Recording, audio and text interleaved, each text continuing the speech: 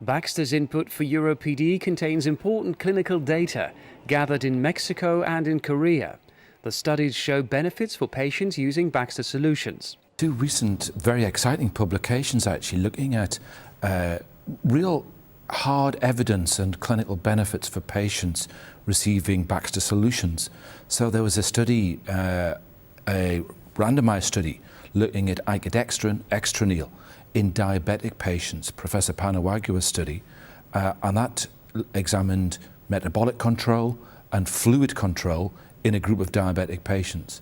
And in this randomized study, the use of extraneal was shown to lower glucose exposure, but also to lead to metabolic benefits, better glucose control, reduced HbA1c, better lipids in these patients, and there was alongside it, the predictable, I guess, but good to see it again, benefit in terms of peritoneal ultrafiltration and fluid control was better in the extraneal patients.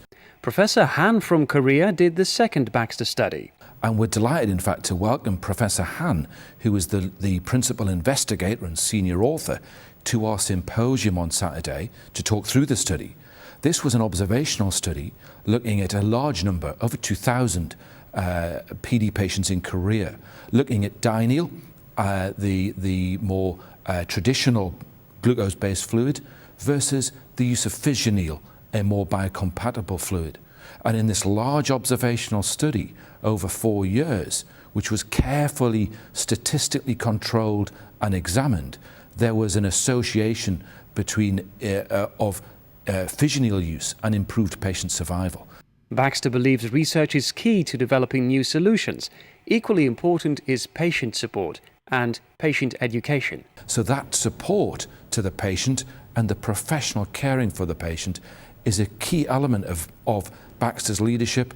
And the key thing is, we don't just say we'll do things, we actually do them.